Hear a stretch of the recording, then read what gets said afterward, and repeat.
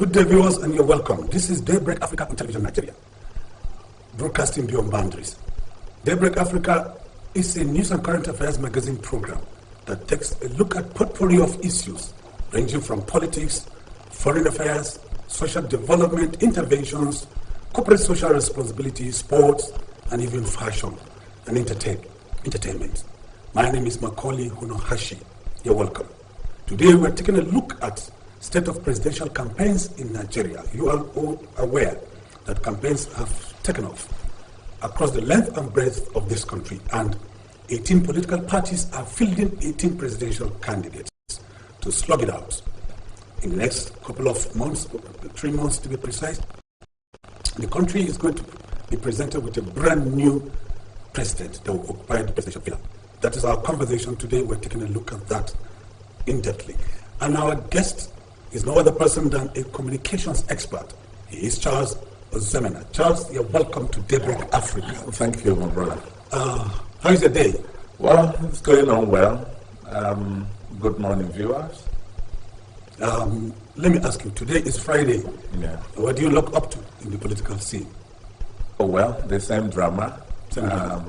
Yes, and the same horse trading, and then campaigns going on. I know that some of the political parties are campaigning today, like the Labour Party. They are in Edo State today to continue their campaign. And of course, we equally expect negotiations to be going on. Politics is all about a game of interest. Okay. And then people will continue to disagree and agree. Okay. Yeah. And then, and of course, I expect that they equally among the electors debate as to who should be voted for or who deserves to be voted for will continue. And of course, we expect some backstabbing to be going on. There's it's a field of too many players. Yeah. And too many strategies and too many set goals. So we expect so many things to be going on in the political field. So in spite of the challenges you've mentioned, which are those few that you've mentioned, I can sense great sense of optimism in your response. But before we go into that in details, Charles Ozemena, let's take a look at what the headlines are talking about in some of our newspapers. Okay. And we're starting right away with This Day newspaper. Okay. This Day newspaper has a banner headline just across, splashed across the cover, which says Buhari, and that's a column. No going back on Naira redesign. That is the cover, the lead story, and it has about three riders. Nobody will be allowed to mobilize resources and thugs to intimidate people. CBN reiterates commitment to real sector intervention. And the third rider says LCCI urges Apex Bank to convert lower Naira denomination to coins. Now, the president says there's no going back. What do you think? Well, he's the man driving, who is the captain. Yes. The captain of the country, and he knows what is best for us. And this is not the first time, if you remember, that he's doing this. I think he is the only, probably apart from when, he influenced the same change in the design of the Naira. I think the only one that came was in between was when Obasanjo was there, when Shah Saludo came out with 20 Naira denomination, converted it into that kind of a special paper that I don't know, can't recall the name of the paper. But of course, apart from that, they are looking at equally rescuing the Naira. In their own argument, they want to rescue the Naira. Naira is having a free fall in the forest trade, and which is not good for the economy. And of course, so many people have bastardized, our currency. I remember this is a tool of our sovereignty. Currency is a tool of our sovereignty. But if you look at, so many people have hidden. The one funny thing is that Oceanic Bank packed up almost about 10, 15 years ago, and yet we got to see some 500 naira notes still wrapped up with Oceanic Bank. Yeah. And that shows you that people, are stashing this money. It's not in the bank. It's not generating any wealth. It's not generating any interest. It's not, it's not being put back into the economy. So many businesses are collapsing. The small scale small scale traders are looking for money to jumpstart their business. There is no money. Bank cannot give loan.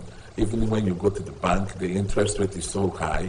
And so there's so much frustration in the system on account of the fact that people are just, go and hiding the money, even in septic tanks and whatnot. Some burying it under the gutter. Some people, locking it up somewhere to the extent that you find out, okay, I'm sure you saw it. It traded about 2 weeks, last week, in the social media, where we have trailers of this money. Exactly. And meanwhile, even the man driving it had no money.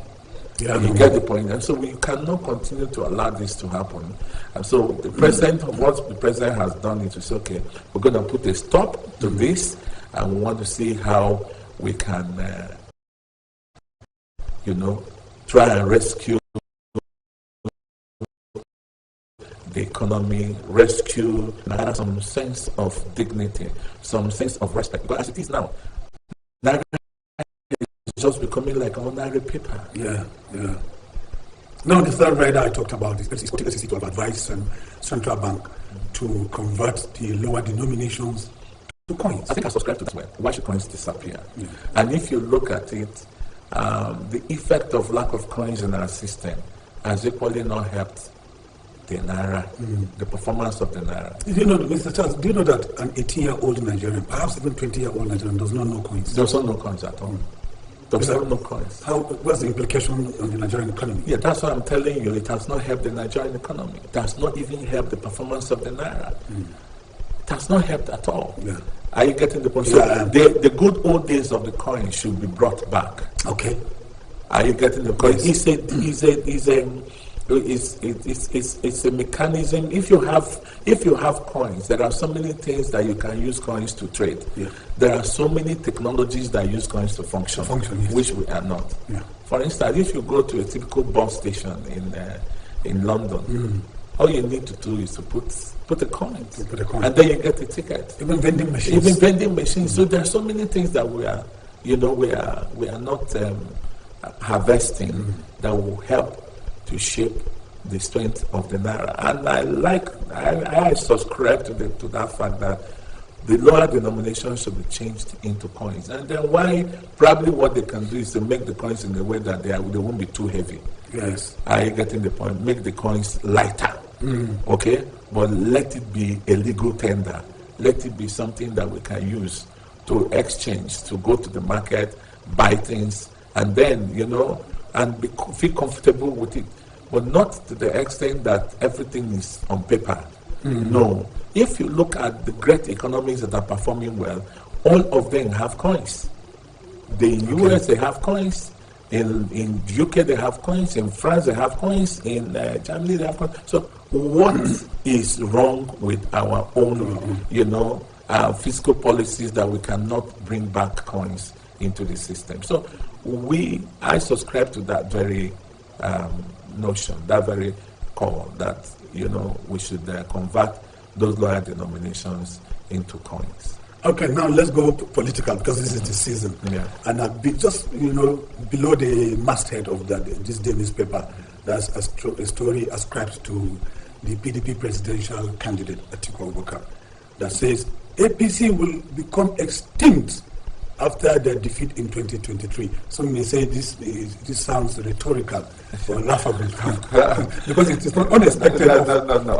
Of course, it's a rhetoric, and in politics, and this is the time that you can say anything and get away with it, so long as you use it to be weakening the opposition.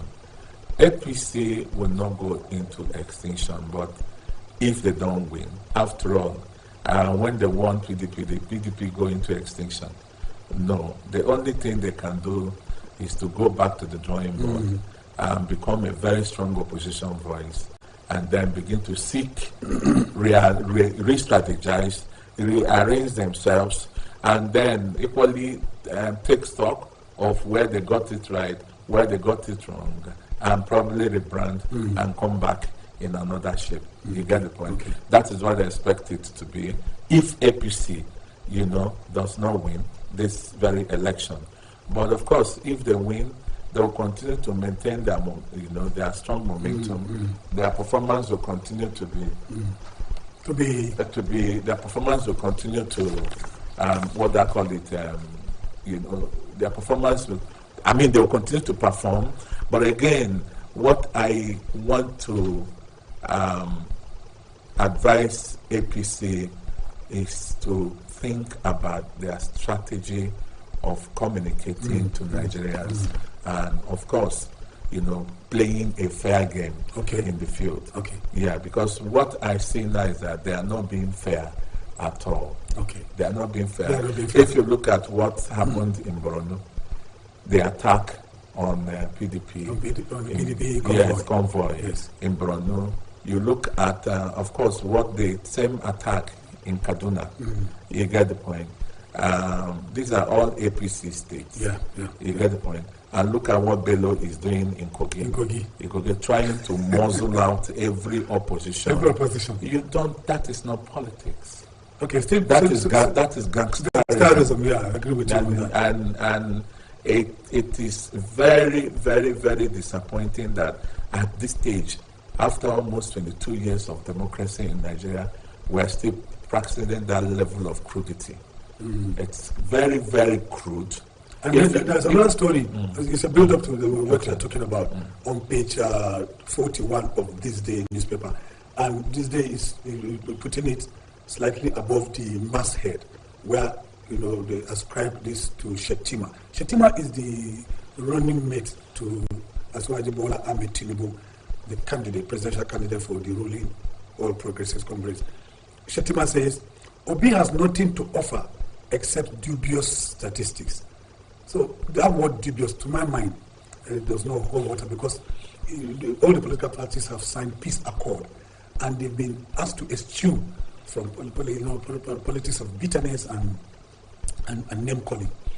What do you think? I'm not surprised with his diatribe, because Shettima has lately been dancing naked in the market square through most of these positions. Remember, he gave a jab on the vice president recently that the man, yes, is a good man, but that he's better, he is best, he should be best at selling ice cream than playing politics, and that is derogatory, and that is not fair. If you look at even the status of the position of the vice president, which he seek to, be part of. I remember he also took a jab at Atiku. And Atiku, he called it a pure water seller. And that is not what I call it. I see it as an erosion of good mentality in the play of politics, an erosion of good judgment, an erosion of decency. Even if you want to play dirty, we say politics is dirty. Politics is not dirty game.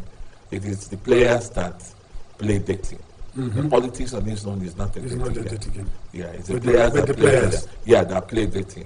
And so I'm not surprised this coming from him. And he just talks anyhow, and that is not presidential. That is not good for a man who is seeking to be the vice president of the country. And come on, we must be able to be aware of the language that we use in our campaign. Like you said, you referenced, if we are talking about what I call it, peace, making sure that all the players, play that compartment in terms of, their words their actions, their attitude, their relationship in this game. It would be better than trying to go dirty. After all, after February, Nigeria will continue. Yeah, Nigeria will continue, definitely. After February, Nigeria.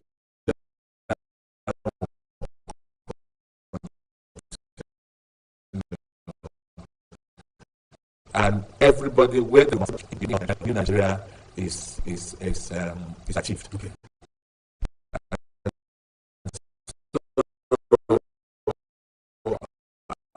I expect some level of the Inspector General of Police, Baba Gali, said, and they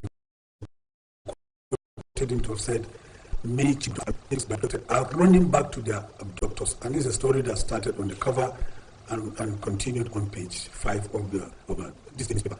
I want to ask about the implication of this kind of statement coming from our security agencies in our efforts, fighting insecurity. Well, basically what he has given us is information, that this is what is going on. Mm-hmm. And he's not giving this information because he's happy about it. Okay. You get the point. He's given us that this is the scenario that is playing out. Yeah. You get the point. But it has to do with, again, when you are used to somebody, mm-hmm. when you have been forced to associate yourself with somebody, and then you discover that the person has come to love you and you share love together. Women are very emotional. Women love with their whole heart. And so I'm not surprised that most of them are going back, back to their husbands who are, Boko Haram insurgents. Yes. And but that's an irony. That's a very big irony. And that is to show you that life is so unpredictable. Yes. Because sometimes circumstances can force you to even become something that you even yourself never expected to be. And look at us here wishing that they secure their freedom. Yeah. But those that have even secured their freedom want to go back. They want to go back. That's a very big irony. So life is better there as far to as they are them, concerned. Life is better there. Okay. So now let's move on to Vanguard newspaper. Vanguard newspaper has a headline that is, it splashes across the cover, and it has to do with the controversy surrounding the allegations concerning the flag bearers of APC's alleged tax evasion in the United States of America a long time ago. And it says, Tinubu's $460,000 US tax. APC, PDP campaigns trade wars. And there are about 3 riders here. The first one says, Tinubu committed no crime. PDP went to US, dug up old documents, and it's alluded to Keyamo, the chief spokesperson of the APC. And then he says $460,000 deducted on tax, on 10 accounts linked to Tinubu in US. Tinubu has questions to answer over $460,000 for future. PDP is insisting. What do you think? And this story can be found on page 5 of the Vanguard newspaper. Must be a reaction to this kind of story. Well, this has been in the public domain for a while, and the argument has been back and forth. And of course, we saw the certified true copies of the whole of the allegation deal and the judgment. Will I say? Yeah, I should say judgment of the U.S. court. Yes, against the Tinubu, who is the APC presidential candidate. And of course, my own view is that there is still need. There is more to it, and there is still need for the Tinubu camp to make some concrete clarification. It is not by attacking people. I get to the point. Yes. What is before the public domain is an offense that is capable of disqualifying the APC presidential candidate in a sane society. In a sane society. Yes. Now, if you look at all the whole debacle all the whole brouhaha. Yes. You find out that the question is, why should you be asked to forfeit an amount of money when you did not commit an offense? Okay. It's a $1 billion question. Are you getting the point? So, and you are coming, you are coming from a country where the court systems are very fair. Very fair. And very prudent in their investigation. And they don't indulge in judicial rascality, and they don't indulge in manipulating facts, okay? Because it's a very strong judicial system they have there. Yeah. And if you are not guilty, you are not guilty. If you are guilty, you are guilty. Okay. So it is not like if it's coming from our own kind of country where there is so much corruption in the system and so much question of integrity, in the judgment, then you find out that there is still a gap that is yet to be covered. Okay. And that gap is in the question that I've just asked. Can the U.S. court, when you are not guilty, force you to forfeit that kind of money? Fine. And then even if they make you to forfeit that kind of money, did you appeal against it? Okay. We need answers to those questions. Absolutely. And let's above the mastheads there are three earpieces. And on page 27, they ran a story that says threat to 2023 elections. INEC summons emergency security meeting, followed by a story on page 9, which says we have set up team to investigate Atiku's convoy attack in Borno State. Is alluded to the Inspector General of Police. And the third one, which is the last one, and 2023, refrain from publishing unofficial election results. Uzodima tells editors, you are an editor, how will I say appropriate is this kind of call and timely? Let me start from the issue of editors.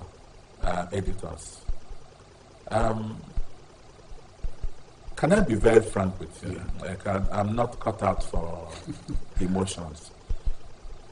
Nigerian journalists have not helped this country in deciding credible candidates. Okay.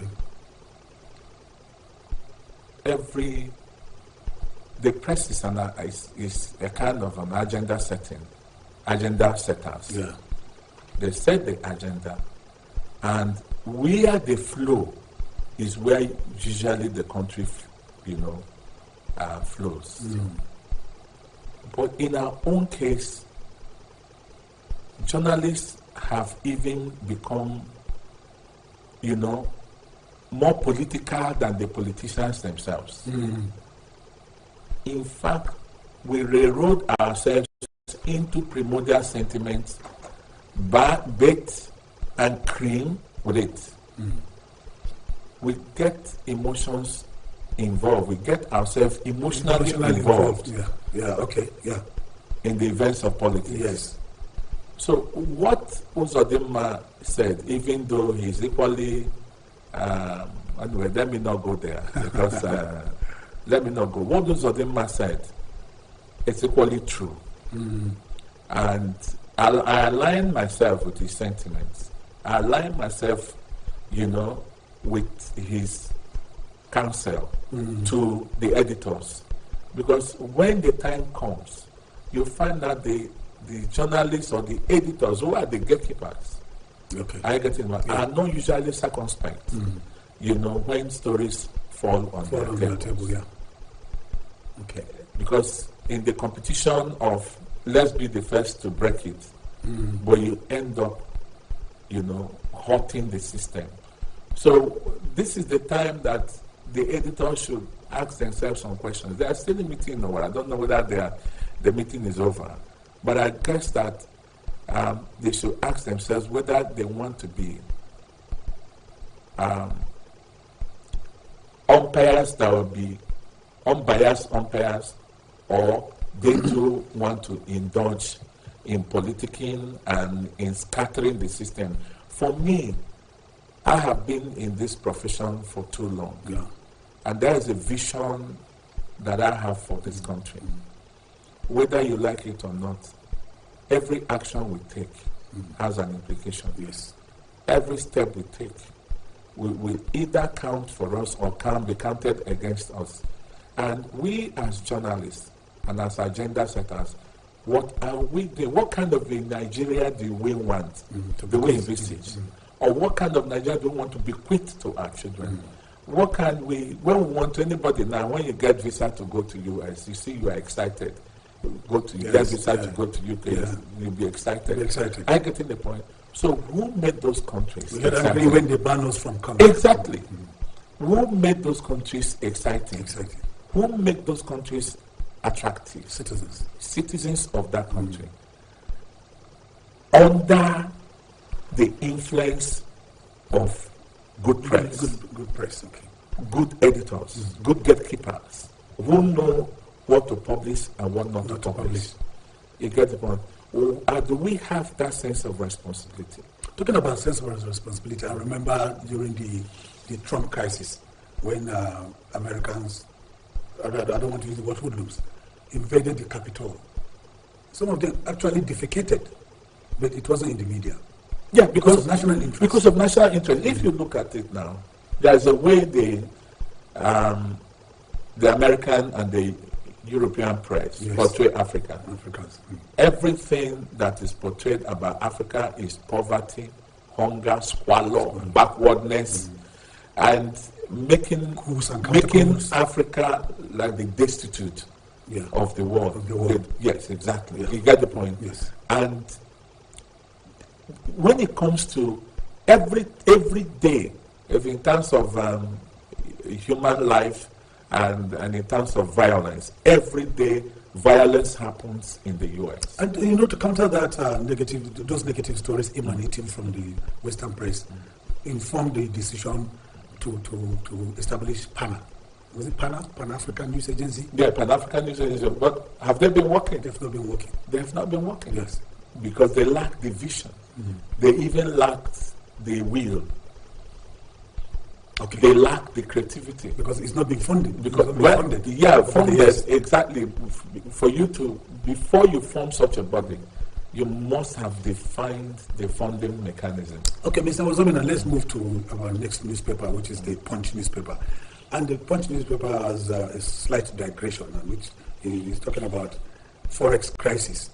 And the banner headline there is saying, traders lose as Naira rebounds to 720 per dollar. Naira per dollar. That is from 910 Naira. It is rebounding to $720. Does it call for any excitement? Yeah, it calls for us. The Nigerian nation should be rejoicing that it bounced back. For me, I'm happy. Okay. Are you getting the point? And business is all about risk taking. They took a risk. You look up to more slides? Yeah, we want it to slide further. Okay. We want dollar to slide further because it's not good for you and I. Yeah. Do you know that if it continues this way, for you to buy an ordinary tokumbo, Yes, vehicle. you will pay most. Maybe the car that you were buying before, 2.5 million, you're buying it almost about 7 to 8 million. Right. I quite agree with you on that. Yes. Are you getting? So we want, and if you go even the electronics, you can't afford the electronics now. Okay, every day you find that I have never, since I began journalism in 1990, I have never witnessed a forex crisis that have so much battered the Naira in this form. This is the first time. And under 2 weeks or under 3 weeks, from 510 Naira or so, and it cascaded to what I call it to 910. Yes. Within the period of 2 weeks. Okay. Man, I have never seen. It was mind-boggling. No. But this slide is encouraging. No, but this slide is encouraging. Okay. Now let's take a look at some stories above the masthead of the Punch. On page 2, ASAM, INEC meets securities today. And Just beside that story is Farmers Central Bank holds Anchor Borrowers Program on page 25. And then on page 8 of the same paper, oil theft suspects reject extradition, sue federal government. But slightly below that one, there's a story that I want us to talk about. Obi investment in Anambra next to nothing, and it's alluded to Soludo, the current governor of Anambra, who is on the, he got elected on the platform of All Progressives Congress. We just came out from a story where you said traders are losing. Yes. Okay, because of the Naira performance. Are you getting the point? So whatever investment you have made in dollars about 10, 15 years ago will amount to nothing. Will amount to nothing. That's quite logical. Yes, will amount to nothing. Today. Even what I call it, a Facebook man, are you getting the point? And the Facebook guy laid off almost more than 11,000 staff. Mark Zuckerberg? Yeah, exactly, because he lost money. Even Elon Musk. Elon Musk closed the office in Ghana. Absolutely. So it's a general stuff. It's a kind of an ill fireworks that is affecting most investments. So it's not.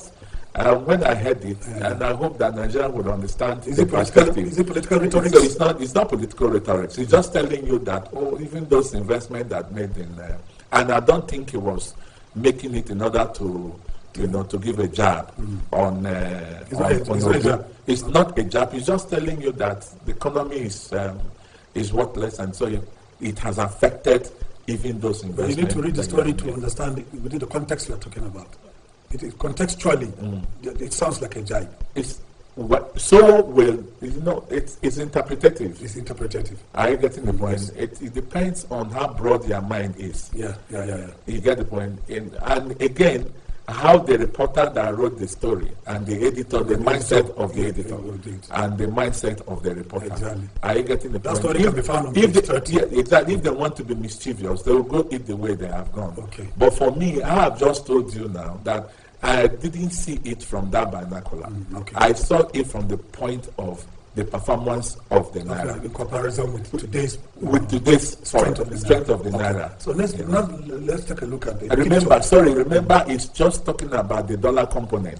Yes, exactly. He did not talk about the Naira component. Yes. It's not the dollar component. Soludo is authoritative because he's an economist. He's an economist. Exactly. Former governor of the Central Bank. So he is not just being frivolous, but he is just telling you as an economist. Yes. Are you getting the point that those investments that have been made, and come on, this investment have been made over how many years ago? And the last government of Anambra State drew from it. They have been drawing from it. Yeah, they've been drawing from it. They have been drawing now, let's take a look at this story from Kogi. It is quite worrisome. And 11 died as Kogi protesters barricade road with tanker. And there are pictures there to complement that story, to give it actuality. What's your reaction to this kind of problem? I think Kogi State is becoming a hotbed of violence, and I think it has to do with the character and mindset of the governor. If you look at every time the governor, Yaya Bello, speaks, he speaks with anger. He speaks as if, somebody who wants to bring down the roof of everybody just because he wants to have his way. Yeah. Are you getting the point? He does not believe that anybody should oppose him. And this is democracy. It's democracy. He is so authoritarian, he is so vindictive, he is so vicious, he is so all he wants is to inflict pain against anybody that does not support him. You get it? And I just hope that he's not an example of a good model, because there is strong agitation for younger people to take over. In fact, he is the worst model of a young man in government. He is a very bad reference of a young man in government. And anybody, and let me say this, anybody that says, okay, hand over youth power to the youth, so he's not, exactly. Are you getting the point? He's still in his 40s, and the guy is terrible in terms of his way of thinking, and he's not even, the worst is that he's not even developing the state. That's quite sad to hear. He's not even developing the state. You get the point? Yes, I do. And if you go to the people of Kogi are suffering. He's muzzling everybody. He's exacting force, exacting wickedness, exacting all manner of. What he just wants to see is that, hey, come on, this is democracy. This game. Are you getting the point? The last time, you can be supporting Atiku today. Tomorrow, the next election, you can equally belong to the same. They are a different camp altogether. After all, there's nothing that Fani Kayode did not say about Bola Tinubu.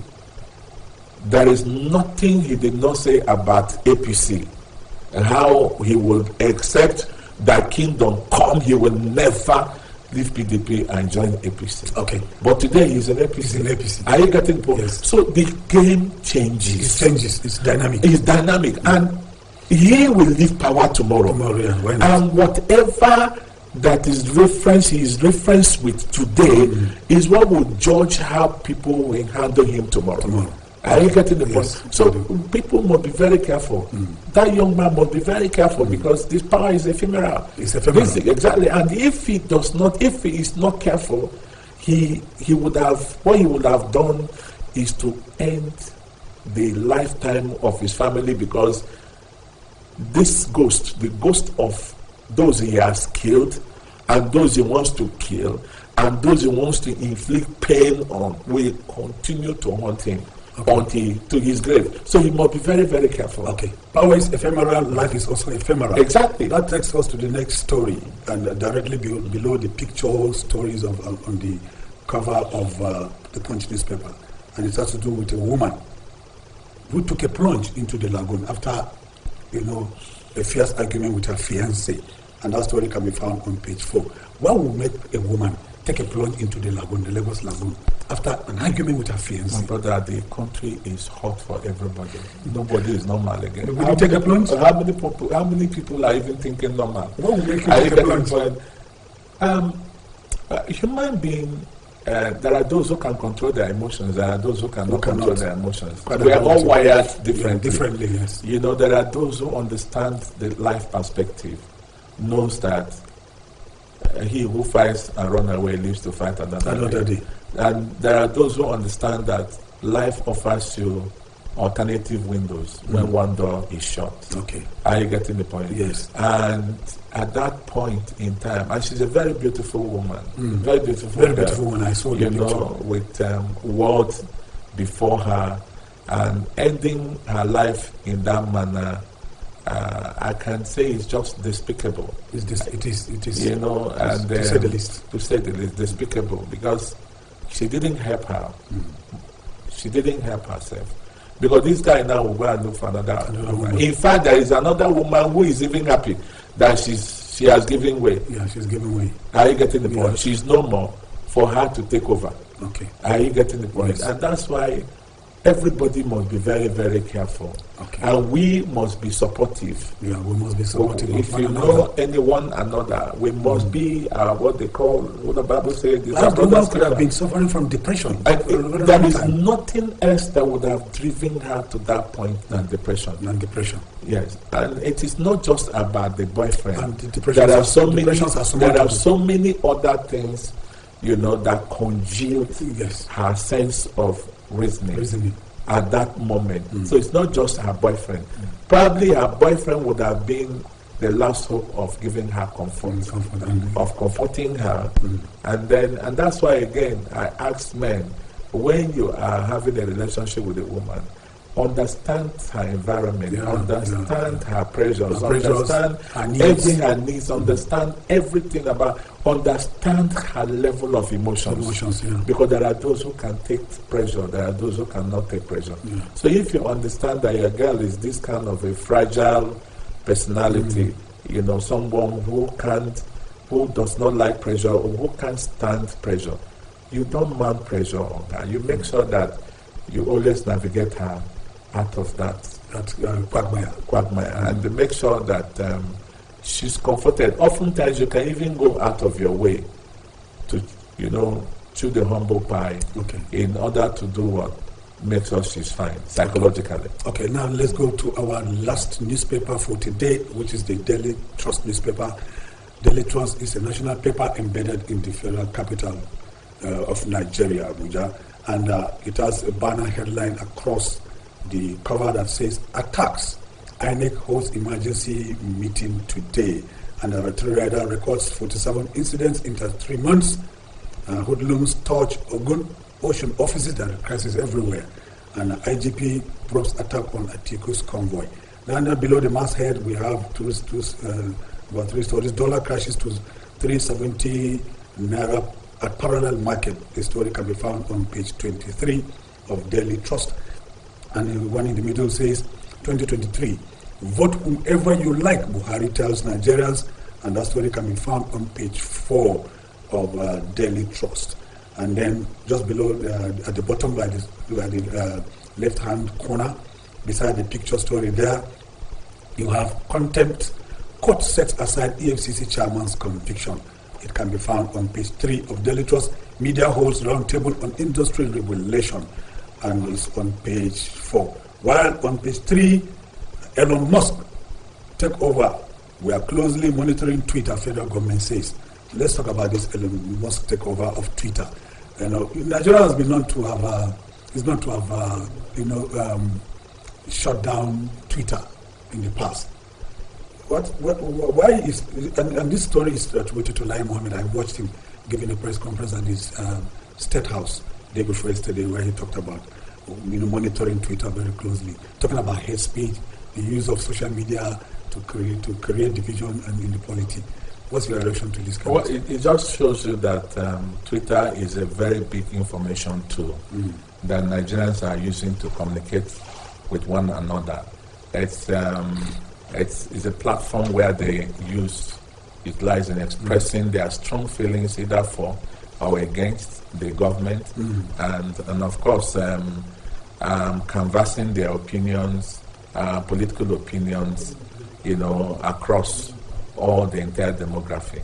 And so the federal government is seeing it as a very important tool that they should continue to monitor, so as to prevent what I call it further crisis and the plummeting of the image of the government by the people who continue to have strong expression against the decision, the activities and the decisions of government. And of course, this is I expect Lai Mohammed, they didn't come to me as a surprise. Okay. So even with the takeover of Elon Musk, of course, it's not only Nigerian government that is monitoring. Every other government is monitoring Twitter closely. Because if you look at Twitter, Twitter is like a global village where everybody is interacting. In fact, it's a neighborhood. It's a neighborhood. I agree with that. Concept that is a neighborhood, and so every government that wants to keep peace in their country wants to regulate conversation. Yeah, particularly those conversations that are not acidic to the image of the country and to the image of the government. They should be able to monitor. Now, lastly, let's take a look at this story just directly below the masthead. It's found on page 4, where Buhari says, whoever is urging the voters to vote whoever they like. He's telling Nigerians to exercise their franchise and choose whoever they like. Does it come to you as a surprise that Buhari is talking this way? But he belongs to nobody and he belongs to everybody. We always know that he belongs to some people. That is the truth. He is the most nepotistic leader we've ever produced in Nigeria. Yes, I say it because since 1990, I have covered different presidents and heads of state. Yes. Okay, starting from Babangida, Babangida to Sheneko, to Abacha, from Abacha to Abdul Salam, from Abdul Salam to Obasanjo, I have never seen a government that is as nepotistic as the government of Buhari. Are you getting the point? But they say it is the last urine that stains the cloth. Are you getting the point? So if I am him, I would take, and if he wants to be remembered, and if he wants to be referenced positively, the only thing he owes Nigerians is free and fair election. An election that he will never interfere or use the security system to interfere or allow anybody, okay, to mess up. And this is the last card that he wants to play. So, and I hope that he means well. Okay. And I hope he has the will. And I hope that he's determined. And I hope that he has made up his mind that this is the legacy he wants to leave to Nigeria by conducting a free and fair election that will be globally celebrated. Are you getting the point? And we may say, if he does this, okay, go and sin no more. All your sins have been forgiven. Are you getting the point? That is the only tool that he will use to placate Nigerians. Okay. Otherwise, the legacy he's leaving behind, whether we like it or not, it is not just, and I'm not saying this because I'm biased, no. And I'm saying this because of, from my own, I interact with people. I interact with people. I'm in the mainstream. I interact with people. I know the feelings of the people. I know what is going on out there in the field. So people don't hold him in good mind state. Okay. Are you getting the point? So if he means this, and if he bequeaths this to us, Buhari, go and sin no more. All your sins have been forgiven. Okay. Well, viewers, you've heard him. Very articulate, very, very prolific. Charles Zemena says, it is the last urine that stains the cloth. On that note, we're going to take a short break, and when we come back, state of presidential campaigns is our topic. That will be after the break. Please stay with us.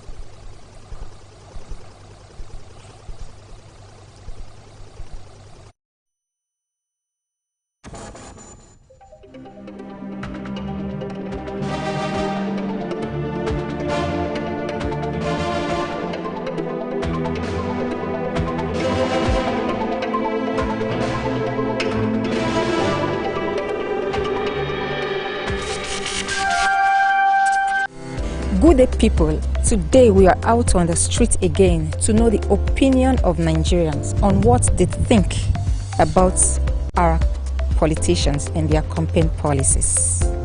Keep watch. It is of God that the issue will be resolved. Because without God, I don't think we will succeed. So we need to add God. That is only what I see in this country. Because looters are many. And everybody know about this corruption of a thing, but nobody is fighting against. So we believe maybe Peter Obi will come and deliver us. May I see Peter Obi as a godsend to this nation, so that our economy can boost a little.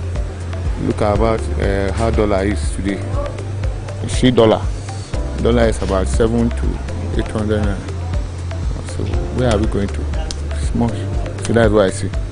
They should treat it the way it's supposed to be, and to avoid all these crises, they should not look at politics as a do or die affairs, but it should be a representative government. And after getting the power, they should try to remember that as I am inside this position, there are people that voted me into the power. I'm not the one that go there by myself. So people's problem, people's suffering should be considered.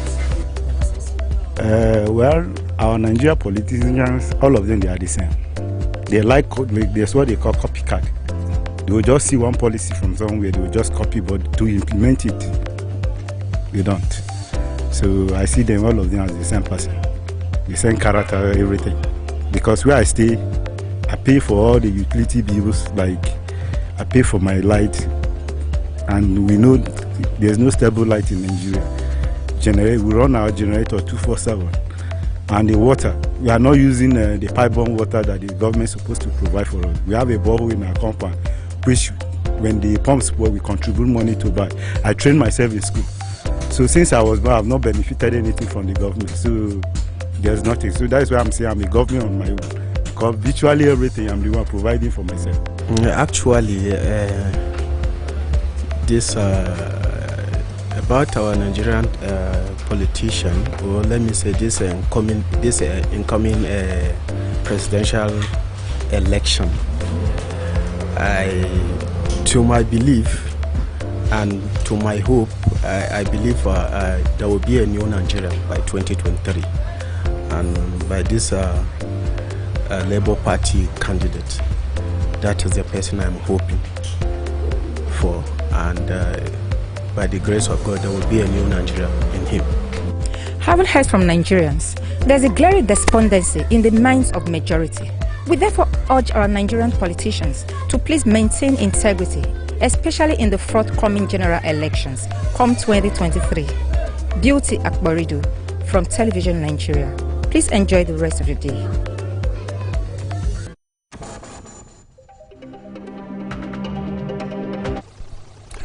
Thanks for staying with us. That's Beauty Akborido with a vox pop, Nigerians bearing their minds on presidential candidates and their campaign promises.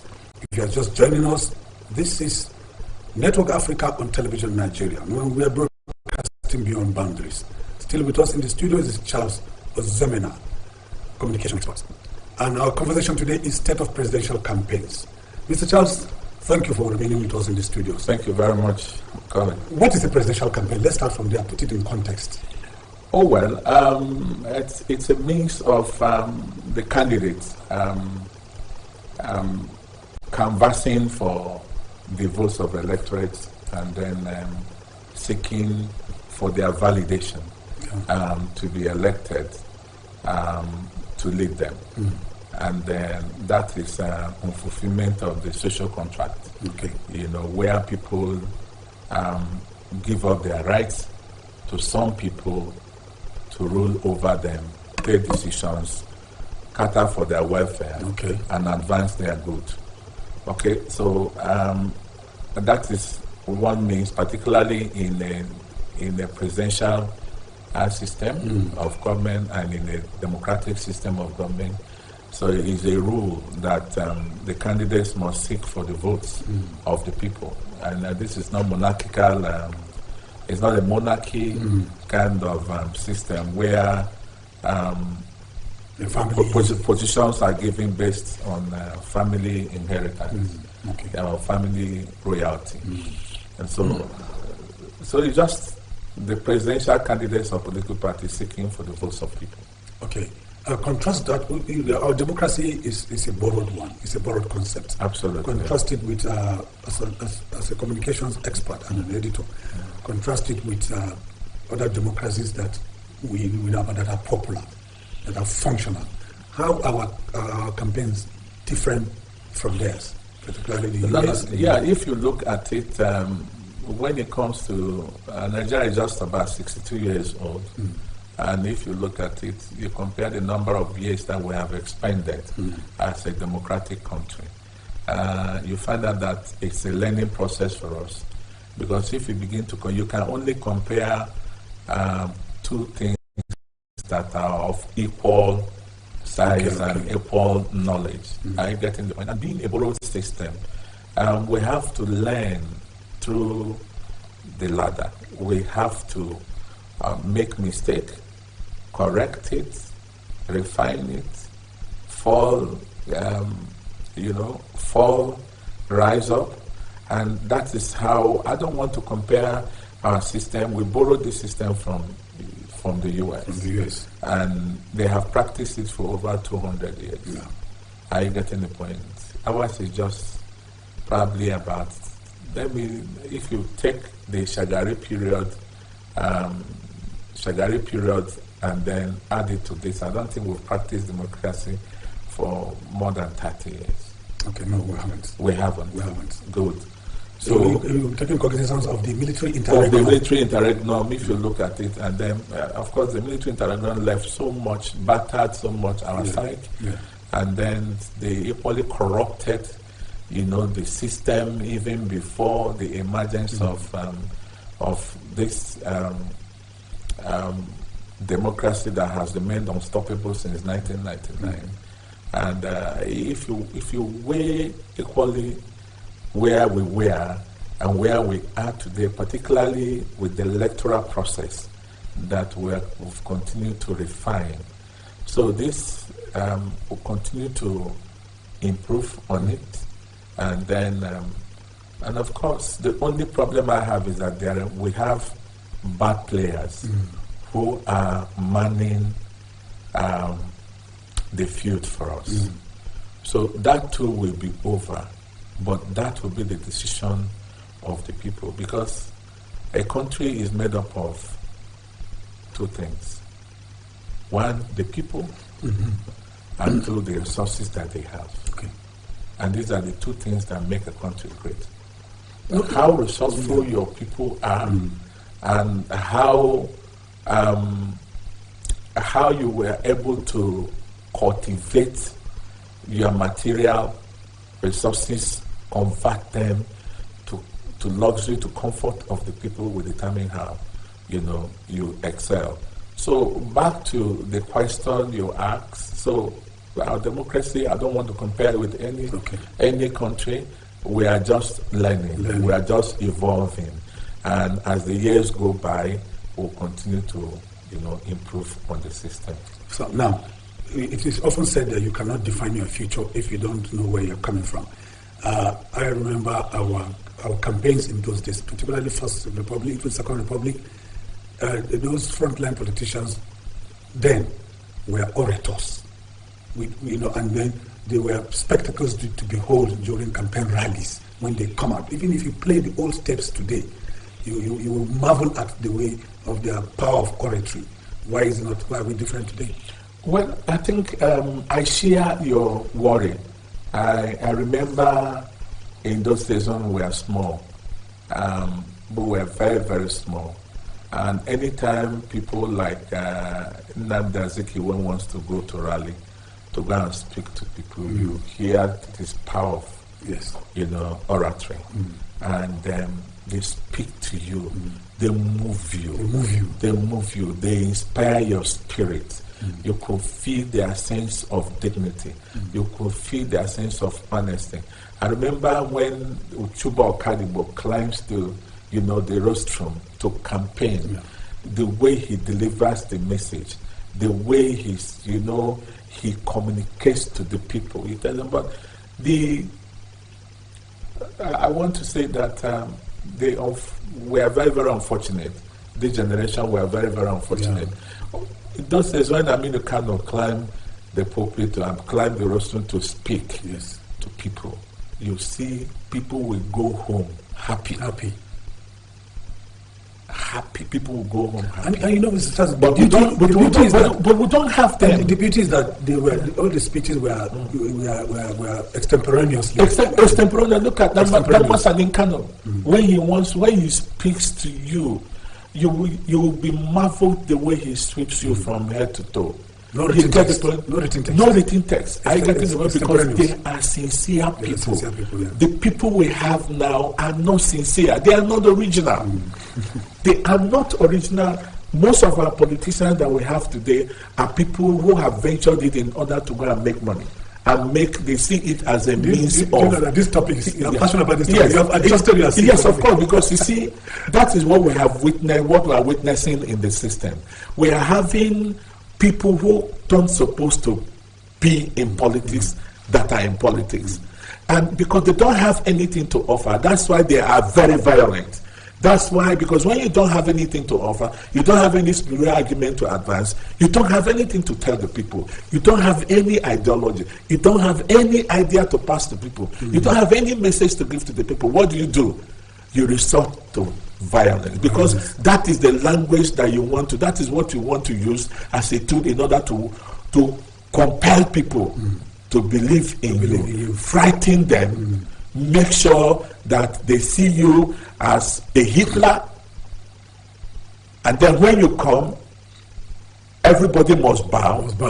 Are you getting the point? So they want everybody to walk under the whose legs of their colossal, mentality. And that's why what you are seeing playing out in Kogi State. Because he sees it, and when you have people that are not refined, let me tell you, it is not just about going to school. There are people who pass through school and school passes through them. There are people who pass through school and school will not pass through them. Okay. You get it? And then when you don't have your first 11 playing politics in your political field, so what do you expect? So if you don't know how to kill, if you don't know how to threaten, if you don't know how to maim, if you don't know how to cheat, you will not thrive in Nigerian politics. And that's why the field is riddled with this kind of characters, who believe that, everything must be gotten by force, whether you like it or not. And that's why they can buy you over. So you can't convince people. It's not like a man who doesn't know how to toss a babe. Okay. Are you getting the point? Yes. If what you can now resort to is money. You use your money, to cow her because that's your bet. But in those days when we are growing, if you want to speak to a woman, you speak with her. You must have to have a good command of good English. You must be clean. You must, if she sees that your handwriting will even determine whether she believes you or not. The power of oratory. Are you getting that? And you see, men we are structured into that area. And you see, you don't just go and talk to a girl and you look anyhow. No, you don't comb your hair. In those days, we even put your comb inside your pocket. Are you getting your smelling armpit or sweat or whatever? But today, girls don't bloody care so long as she have the money. And so everything, the entire structure has been decimated, have been corrupted, have been rendered impotent. And so you have all manner of people in Nigerian politics. The good people are no longer participating. And that is because I see the origin of it was that when the military was going, 1999, not many people believed that they were going. Sincerity. So their sincerity. So the good ones stepped back. But I'll give you a shocker. Even some of them that came up that were good, what happened to them? Exactly. They were muzzled out of the system. I covered the House of Representatives. I'll give you an example. I covered the House of Representatives 1990, 2000, 2001, and before I was posted to the villa, I was working with Vanguard. I remember that very well. Yeah, I remember that very well. And we had a set of nationalists, a set of patriots who were under the command and influence of Galinaba as the then Speaker of the House of Representatives. Most of the guys were patriotic. They were knowledgeable. They were people that had vision for the country. Will you call them as vestiges of the good old politicians? They were a crop that came, that came along with the bad eggs. Okay. Are you getting the point? Yes, they were a crop that came along with the bad eggs. But they were very, very patriotic. Unfortunately, because they were the people that fought Obasanjo against that time. You remember very well. So what Obasanjo did was to make sure that they never returned. They were never re-elected. And that's how we lost, as a punishment for opposing his death term. And that is what made them to leave the system. So they now brought in people who they thought would be loyal, or who were loyal to them, but eventually are not loyal to the country. And that is how we lost that crop of good Nigerians in the House of Reps then. And some of them were even in the Senate. People like the current Senate President was part of that community. You get the point? Yes. They were part of that community. And there are so many of them, about 2 or 3 of them in the Senate that were part of the community that I talked about. And if you people like Abdul Ningi, yes. okay, From Bauchi State. From Bauchi State, they were part of that system, part of that crop. And so our politics, the field has been taken over by very terrible players. But it will not be easy to dislodge them. Okay. But it can be done. They are wealthy beyond measure. They are and they will do everything to make sure that in 2023 that they continue. But the resilience and determination of Nigerian people to say, no, we have had enough, is what will provide an answer. And that's why I said, we have another opportunity, we have an opportunity to evacuate that crop of politicians out of the system and make way for new Nigerians.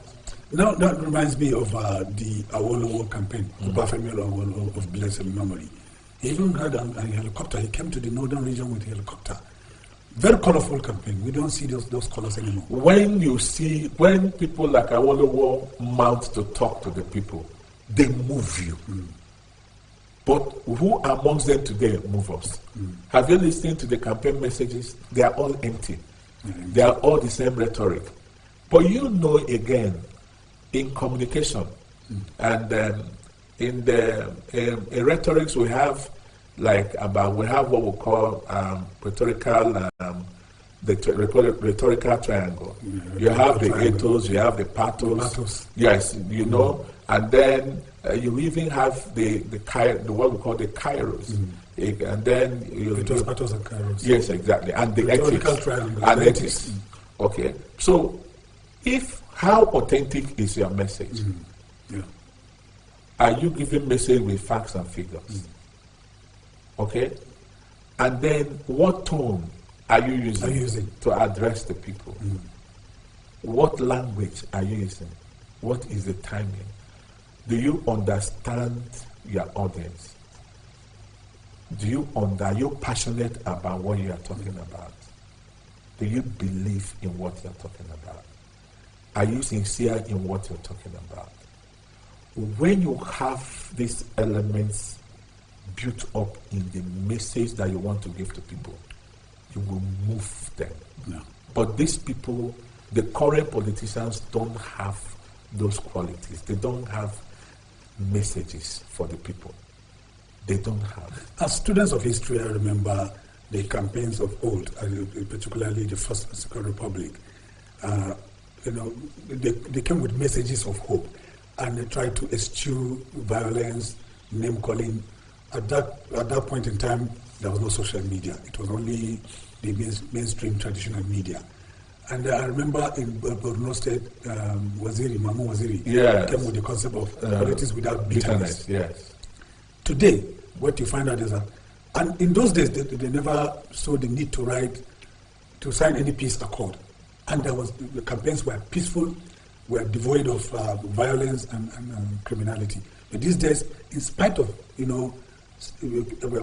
signing peace accord, they still engage in name calling. They still engage in like what the vice presidential candidate of APC did, has been doing in recent times, referring to Atiku as bottle pure water seller and things like that. How different will you say is this era with that beautiful era that we're talking about? In those beautiful era, we have refined personalities. You said it earlier, yes. I said it earlier. Refined personalities who understand that politics is a game, it's not a war.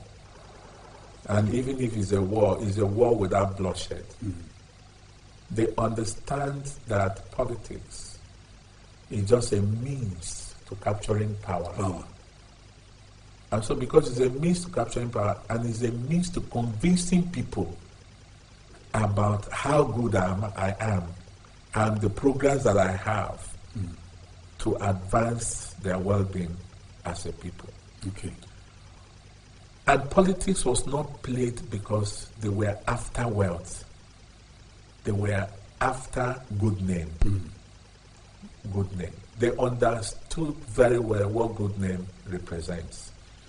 And understood that when you stand by the side of the people, you sacrifice for the people.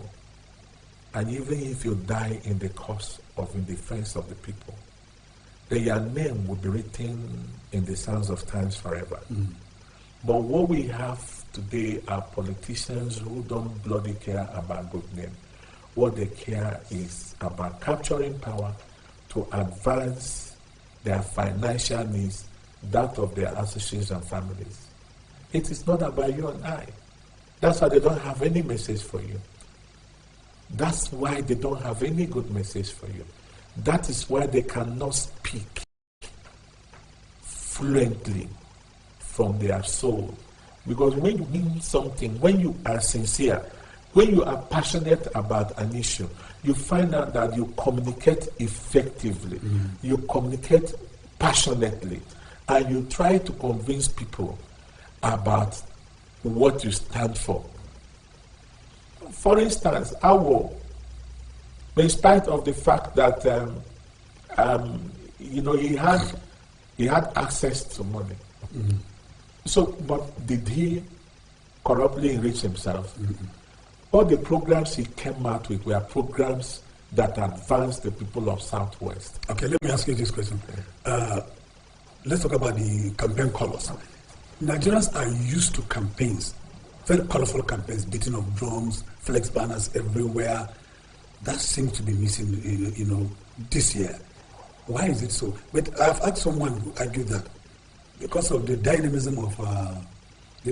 of politics, campaigns are now demographic. That politicians, or rather presidential candidates, meet demographic groups to discuss with them and tell them their programs and manifesto. But campaign rallies are not as colorful as they used to be. No, but I think we saw that in the Obi movement. We've seen some street party that are colorful with music, dance.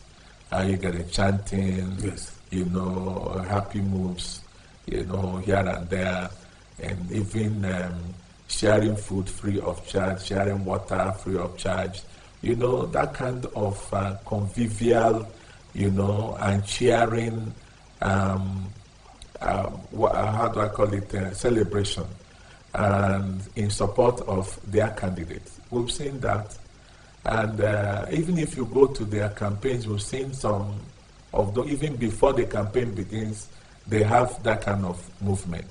You get the point, that kind of movement, and so it is not totally absent. The only thing is that across all the political parties, other parties are not doing it. Other parties just believe that people should come to the stadium and then listen to them, and then they go. And again, it has to do with Nigerians are tired. Nigerians are demoralized. Nigerians are not happy. The outcome of the political system has not favored them. There is frustration in the air. There is equally what are uncertainties. People don't even know. How many people believe in this country? How many people want to be Nigerian? Most people are more of they are more sectionally attached than to being that Nigerian that we're supposed to be. So the thing is that you need to equally gauge the mood. This is not the period. Hardship is too much. Hardship is too much on the people. And then the politicians themselves who lack message, lack that sense of mobilization. Because it is when you have sense of mobilization, that you'll be able to stage a colorful rally. When you have that power of mobilization, you'll be able to stage a colorful. And of course, it has to do with creativity as well. Exactly. So how creative are their campaign planners? How creative are they? Because it is what you structure out there that will manifest. Okay. You get the point. Yes, so there are so many factors that are responsible. Well, viewers, on this point, we are going to take a short break.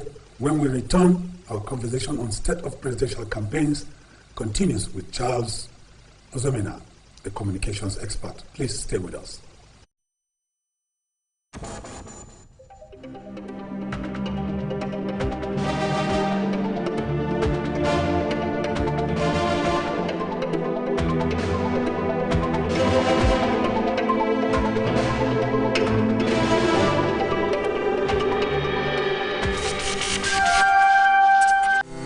Good day, viewers.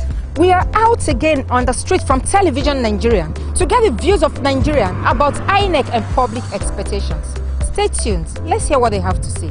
Beauty Akbarido. My expectation from INEC is to do more. Because what they did in Osun, I think they have tried.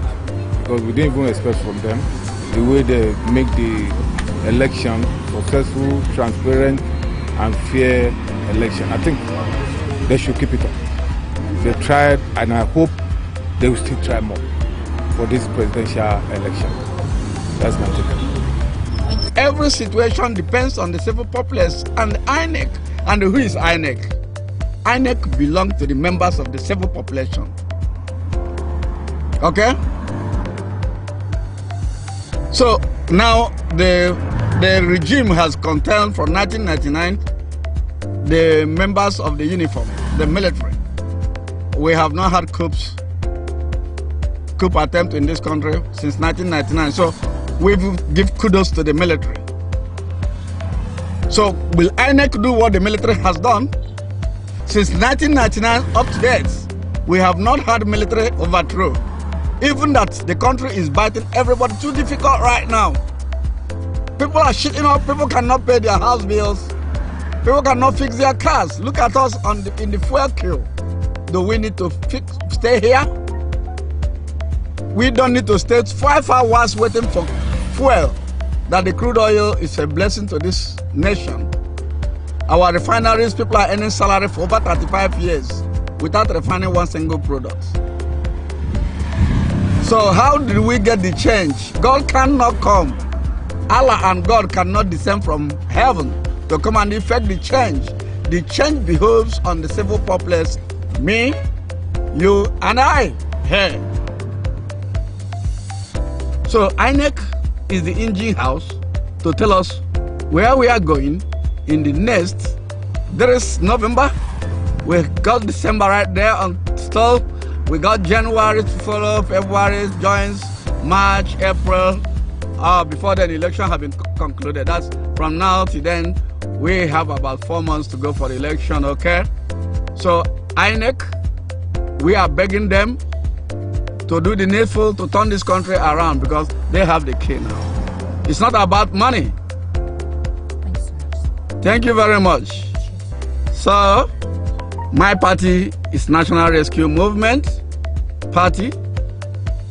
We are contesting to take over the government of Abia State and see whether at our age, somebody at the age we are now stealing money, I don't know what he's going to do with it. So we want a space and a situation where we can have an opportunity to do the needful and rebuild the damages and do the damage control and find a way we can bring succor to the mind of the defrauded, the mind of the demure, the mind of people who feel, I want to die. Running out of this country doesn't solve problem. We're going to be here to salvage it together. When you say no, and he said no, I said no, no stands to correct the situation.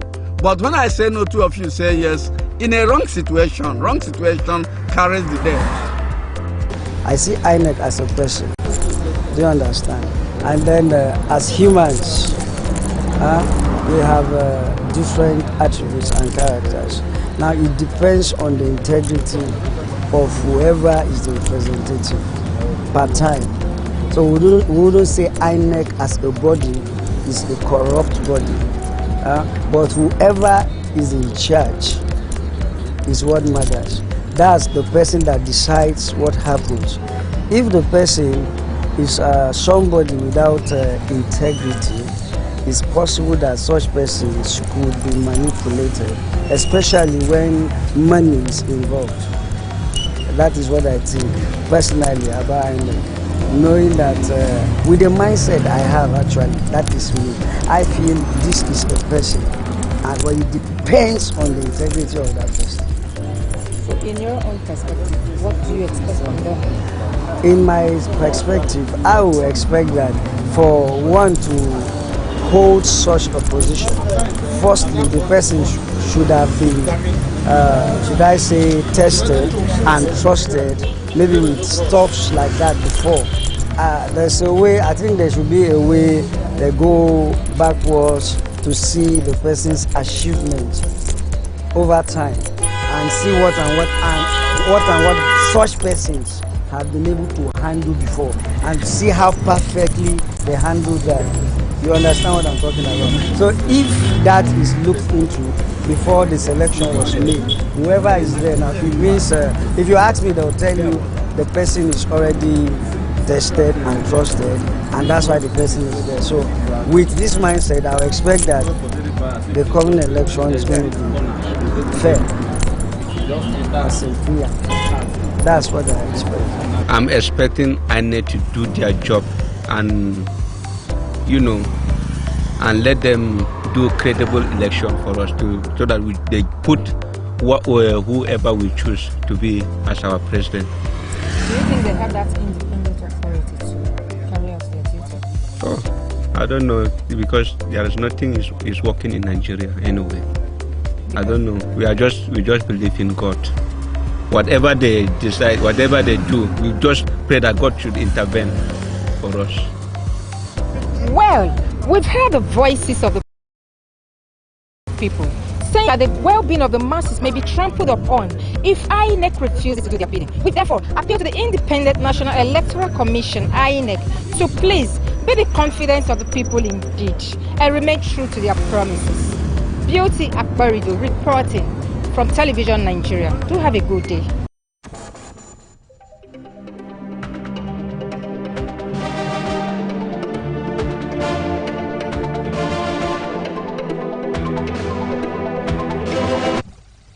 Welcome back.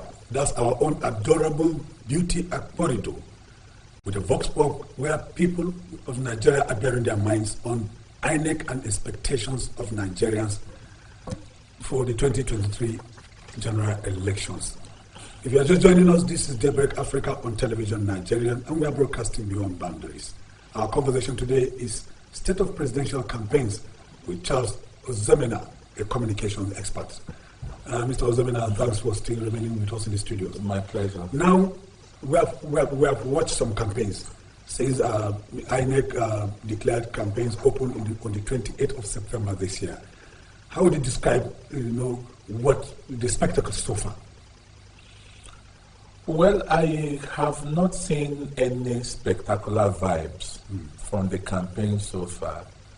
But what I've seen is more of mediocrity and display of seriousness by some of the actors in the system.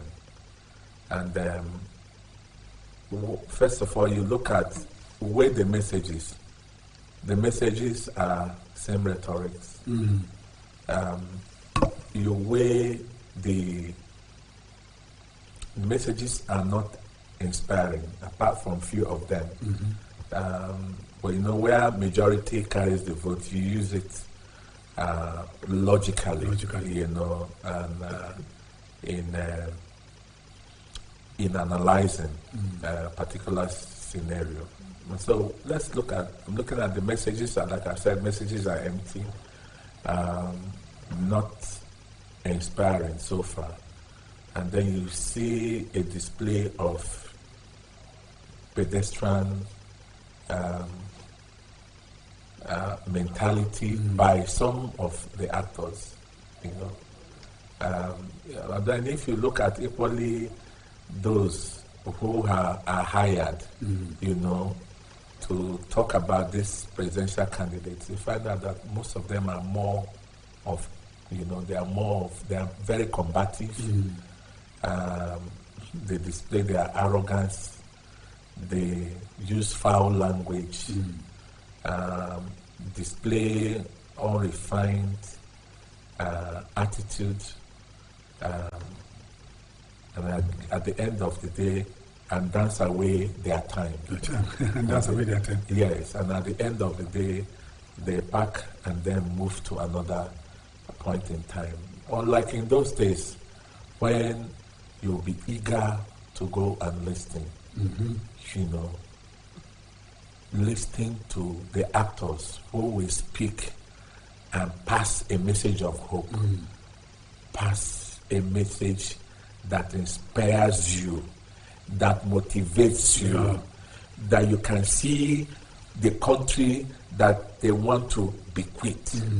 You can feel it. So when you are going to campaign ground, you are going there to go and learn something. They were not as, although, of course, we had pockets of violence in those days. So you get the point. Do not get me wrong. There are for every epoch we have had some violence, you know, some what I call the straps of violence going on. But then the way it is today, it's we have to watch it. So if you compare to, coming back to your question, if you look at what happened in the past and compare it to what is going on now, it's what it can give you is a sense of sadness. And I think, again, I believe that Nigerian people are watching. If you look the way Kayomo speaks, the way Dino Melayo speaks, the way Fanekayade speaks, if you look at it the way it's, you know, it can only give you, it can only amuse you. It can only leave you with some level of regrets. You think that they should have performed better. Are you getting the point? Election is not war. I've always said it. Don't play election with emotion. Emotion is like a game of football. Are you getting the point? Just go there, display your skill, maneuver your way, and score a goal. And then be happy.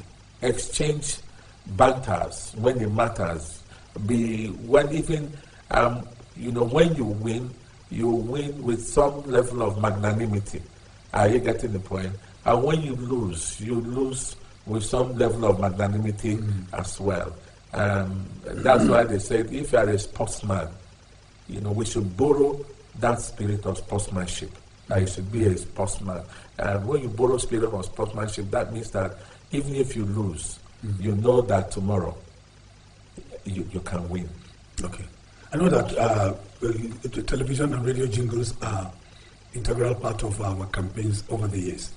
As a communications expert, how can presidential candidates leverage social media to market their products? In fact, social media is the best platform that technology has placed on the laps of politicians to capture people's votes, capture people's minds.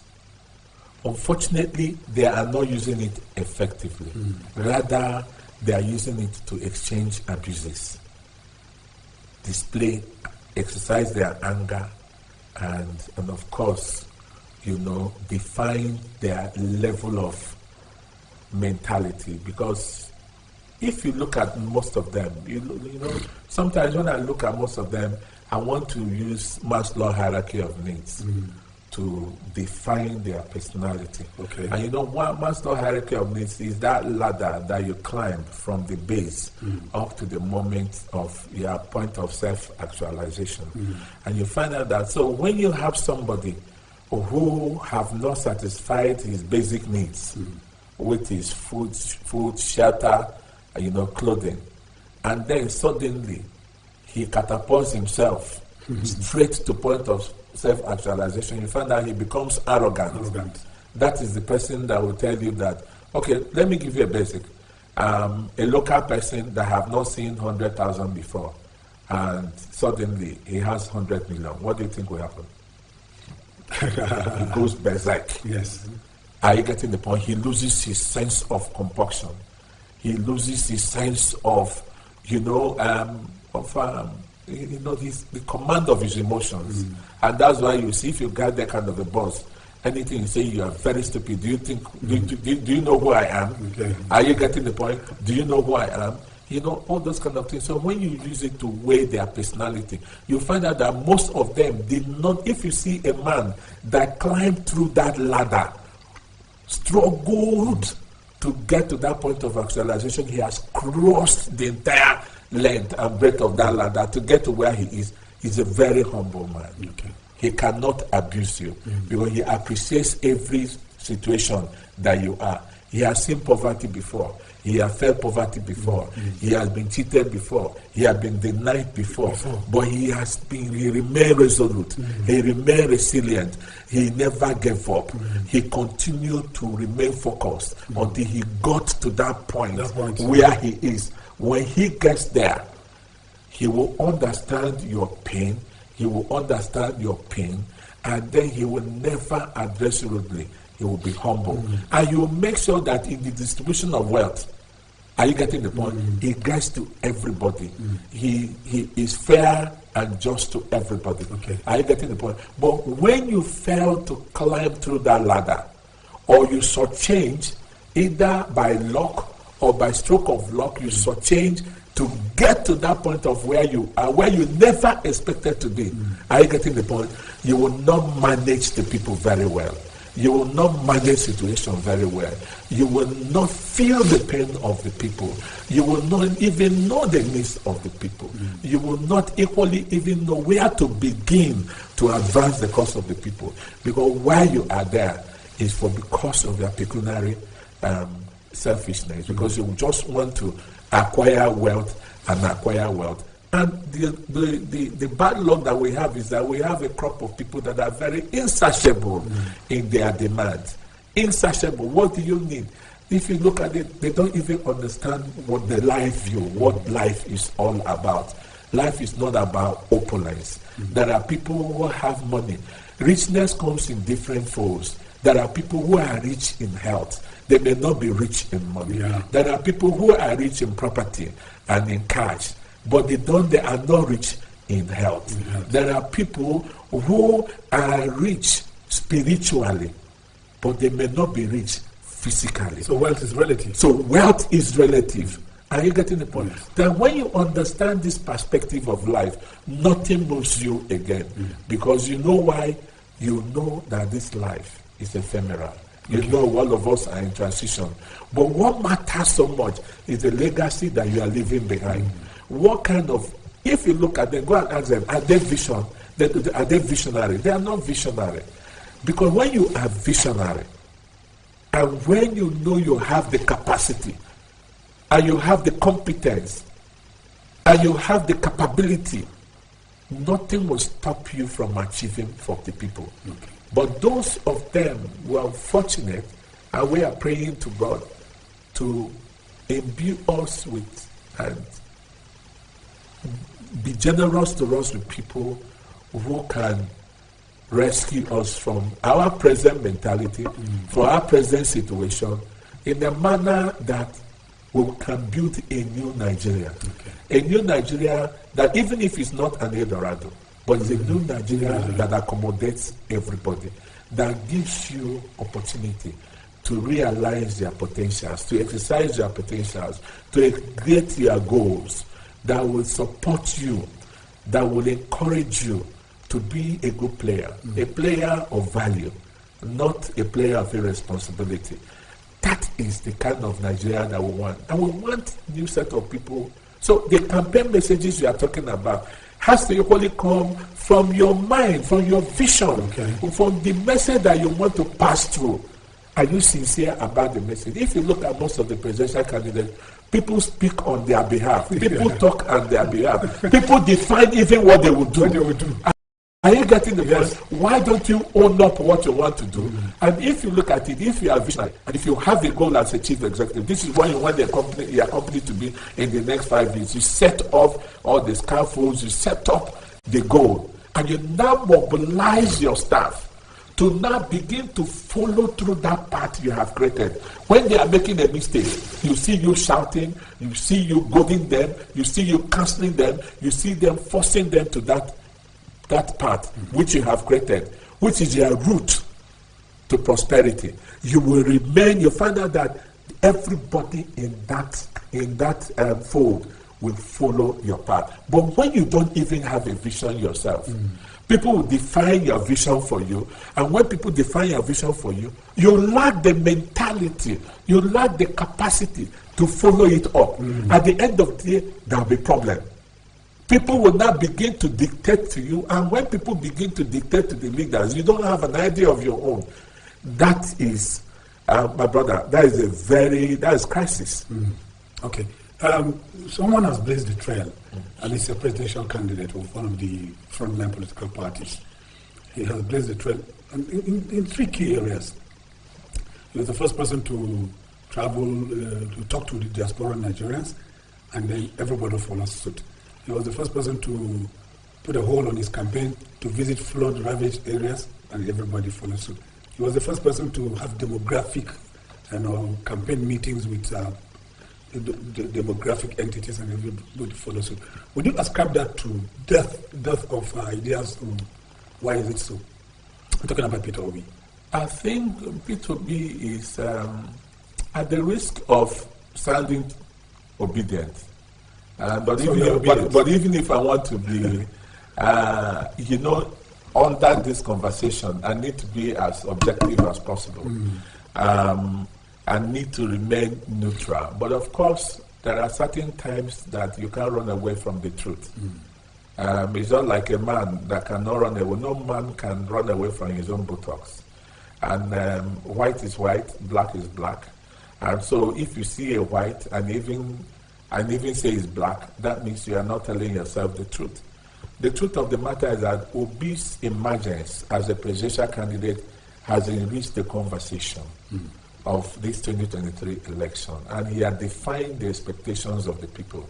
I'm more moved by the message of, engaging, looking at his messages of taking Nigeria from consumption to production.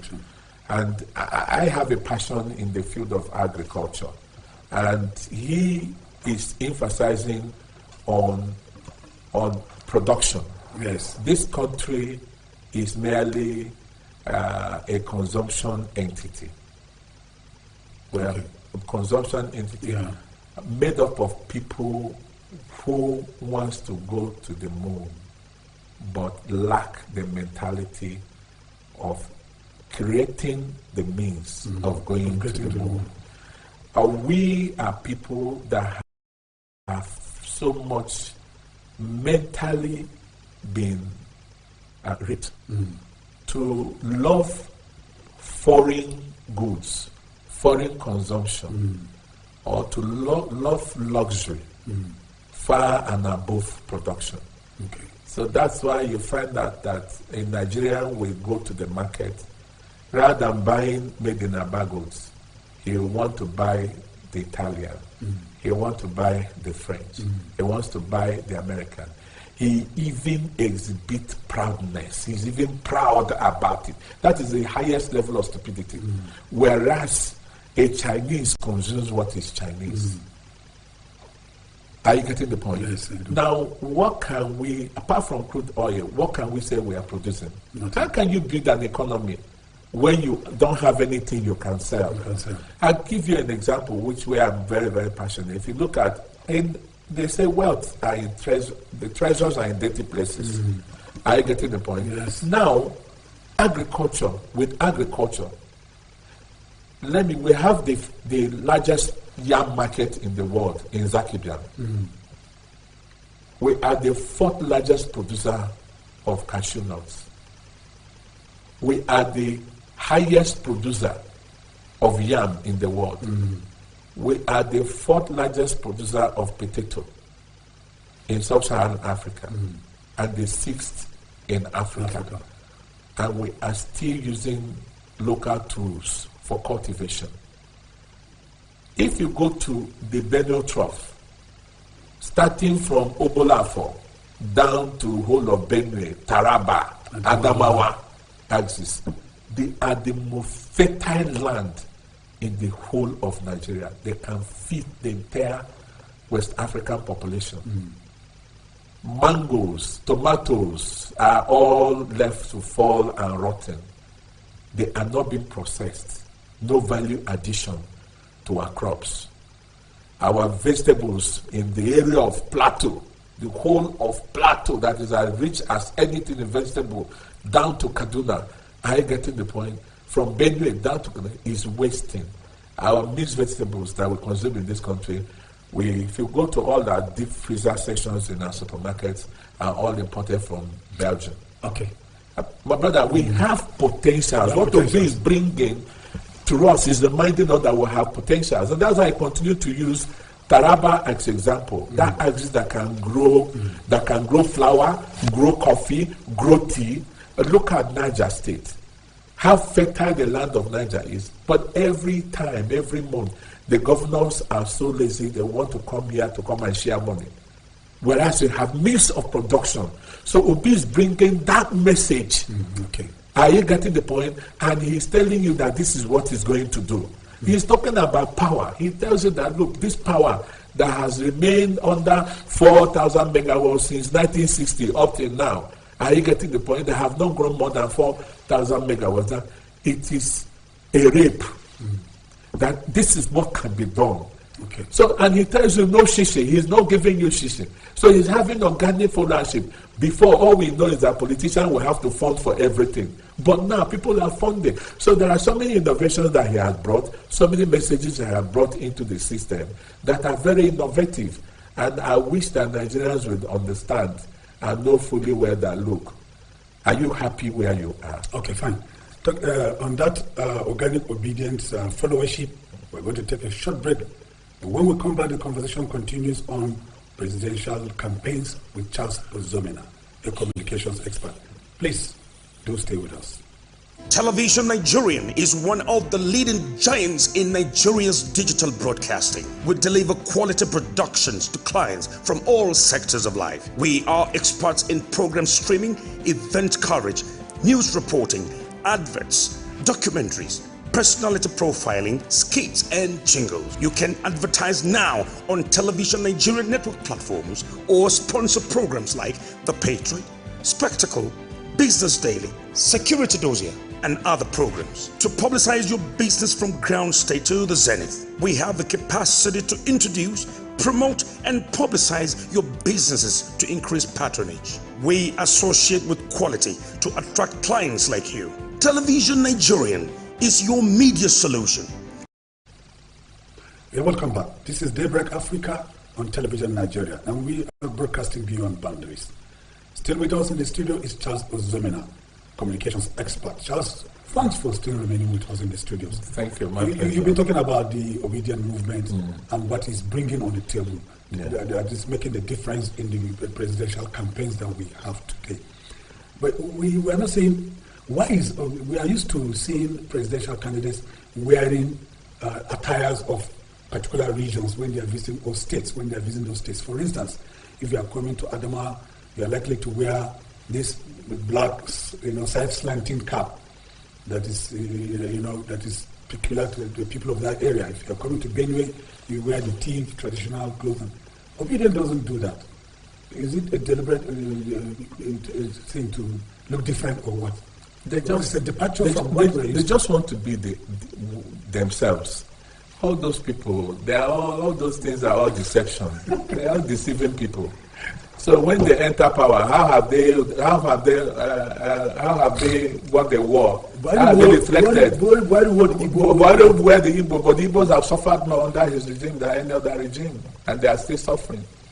Are you getting the point? Those things are all very deceptive, and for me, these are all ways. Those are old ways that we should evacuate. Are you getting the point? Time, and what they are bringing. That's why I said they are being innovative. For instance, they brought the issue of street party in terms of street party kind of campaign. They brought it to the table, and others are following. Like you said, touching the people, relating with the people. Are you getting knowing the needs of the people?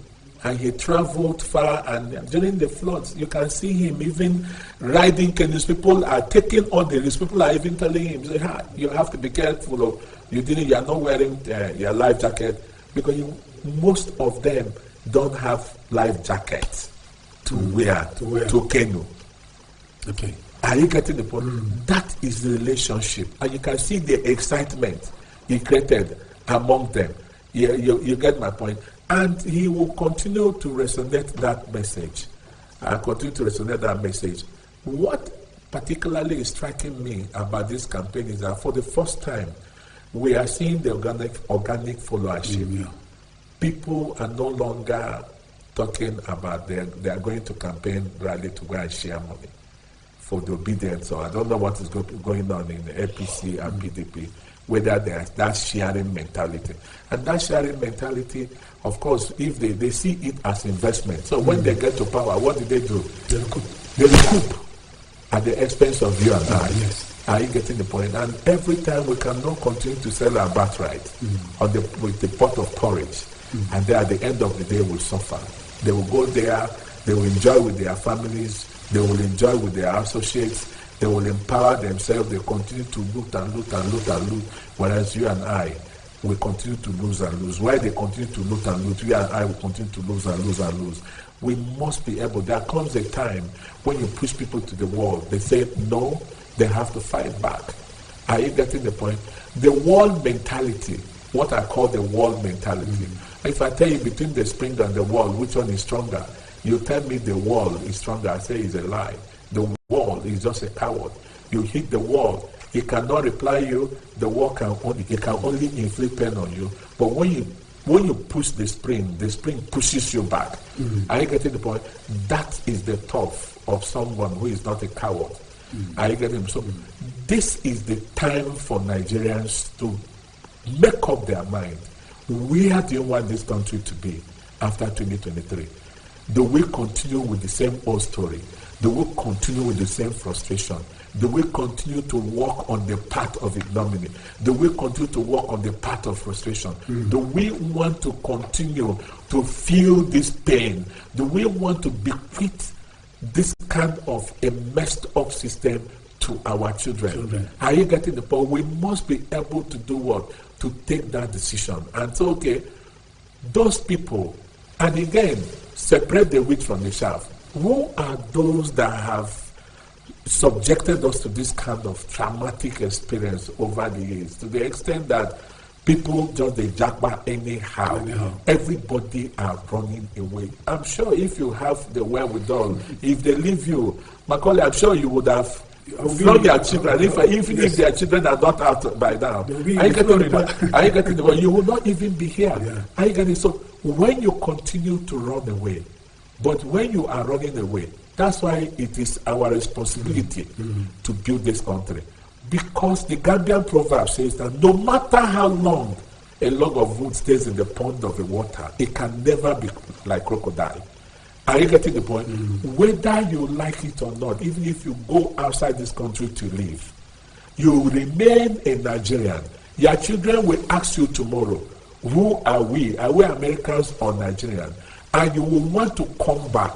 You will run away and come back to the mess and meet even a greater mess. So that's why spend all your money, train your children abroad, do whatever. When they come back, they still come and meet up the mess that your fathers have created, your mothers have created.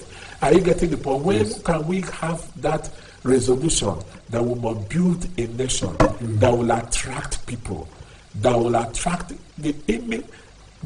immigration into our country? Are you getting the point? When people will come here to come and school, to come and seek for peace, to come for tourism, to come here to relax, to come here to create. And you know, when people in tourism, for example, as people bring their money from all over the world to converge in a place, are you getting to enjoy their life? It is that country that will continue to be rich.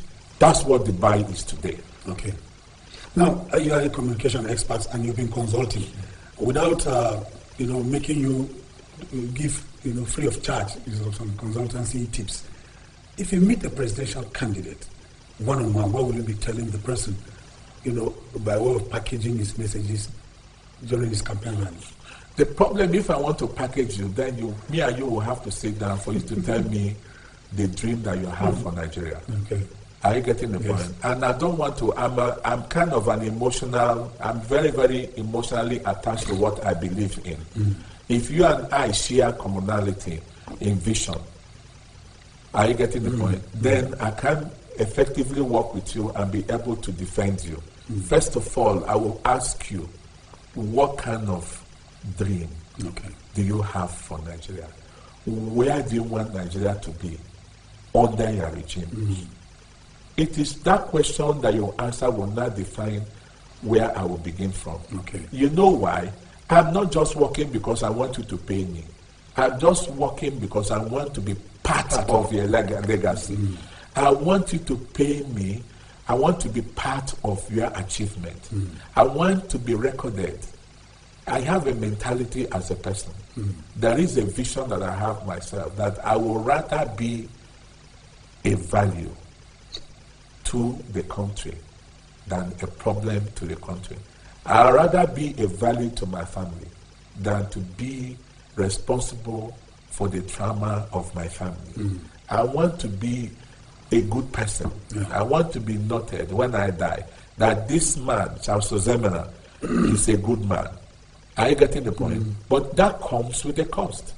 And that cost that comes is that you have to do what? Make sure that those that you fly together fly along with your vision and mentality as a person. So if you call me to come and consult for you, my colleague, for instance, me and you will sit down like this and share your vision. When we share your vision, I will do what I call the risk analysis, because I'm a strategist. And then I will equally know, so I will kind of do a demographic exercise for those that will want the message, because your vision will not define our message, will not define the route that we have to. That will form the message that we're going to give to the people. And you get my point? Yes. Because whereby the leader lacks the vision and wants me to define it to him, and he is going to be at the steering, there will be problem. Okay. Are you getting the point? Yes. And that's why most of the presidential candidates that you see today, people are writing their manifestos today. They will hire professors so who will come and write. They don't make, even if they make input, their inputs are infinitesimal. Are you getting the point? Because you have to define. That's why you're a leader. You have to define where you're taking. It's your vision that people should follow. You won't follow people's vision. You know why? Because a leader is a molder of consensus. He's not a follower of consensus. Okay. Thank you, Mr. Charles. Thank you, Ozemena, for honoring our invitation. We hope when next we invite you, we're going to honor us. Well, I'm here. You know, you and Ruben are friends of different years, so I don't have that mental capacity to refuse you people when you invite me. So it's my pleasure. Well, viewers, that's the size of our package today, but I will leave you with this quote from Plato. Plato was a great Greek philosopher who said, if you don't show an interest in the affairs of your government, then you'll be doomed under the rule of fools. Don't be doomed under the rule of fools. On behalf of everyone that has made this program a success, my name is Macaulay Honohashi, saying bye-bye.